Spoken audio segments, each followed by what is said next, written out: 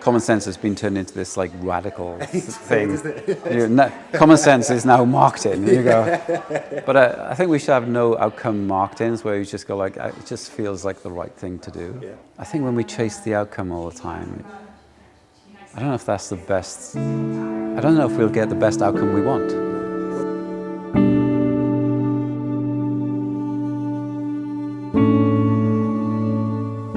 David Hieatt is one of our entrepreneurial heroes.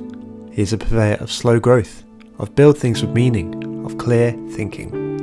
Much of what has gone into the Marketing Meetup has come from observing David's work. On our work experience trip, a dream came true and we got to spend the day with David. This is what happened. How did you have that amazing win? You go, well, it took me 2 years of writing every day to get the amazing win, and everybody talks about like Seth Godin, and no one wants to do 5,000 or 10,000 days of writing. Everybody wants to be him, apart from the work bit. Yeah. So this is my little shed. My regime is I try and get in here for 10 a.m. and if I can write for 2 hours a day, then I'm happy. I love this as well, the bookshelf. Yeah. Do you actually find yourself going back to it a lot? Or yeah. And I'm sort of really falling in love with that thing of actually, I'm out of that concept of let's read more and more books. Let's not do that, and let's actually read a book and actually understand what it means. And so now I read books and just like I mark everything. I have to make notes. Then I have to share those notes, handwritten notes, because there's nothing worse than you go, oh yeah, I read a book, can't actually remember the cover. I remember a couple of the bits, but not quite. And then we go on to the next book. So if you were really good, you'd read it twice, and then you make notes, and then you go, right, now I actually know that book. Yeah. So this is the wrong question to ask, but I mean, like, how many books will you read in like a month or a year then? Well, I'm a slow reader. I'm a really bad reader, as much as I've got maybe 6 or 7 books on the go, and but I probably I'm quite common reader in as much as I buy more books than I actually finish. Being in a place in your business where you go, I only want to do the things I want to do, as opposed to we've got to keep doing that because we've got to keep on the treadmill. You go, that's not winning. I think when you're starting out, you've got your L plates on. Starting a business is relatively easy. Staying in business is actually quite hard. The first couple of years are always interesting. And you haven't done it before. You have no clue what you're doing. All the 50% of the things you're going to do are wrong. Especially with Hieatt, because we really didn't know what we're doing. Which was on another scale, not knowing.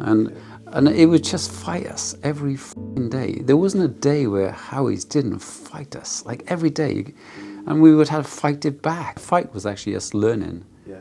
And it wasn't fighting us, it was teaching us. And when you're working with people who are perhaps the best in the world at what they do, that's much easier.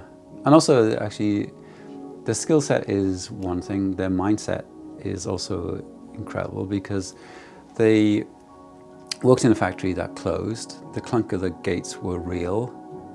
Nobody needs any motivation about how important it is to keep our jobs.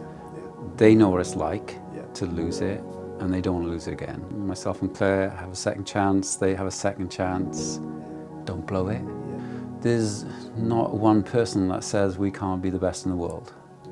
Well, actually, that's such an interesting thing to say, though, isn't it? That there's no one telling you that you can't be the best in the world, but you are also telling yourself that you can be. Was it John Lennon said about fairies? Going, well, like everyone says they doesn't exist, but like it's still unproven.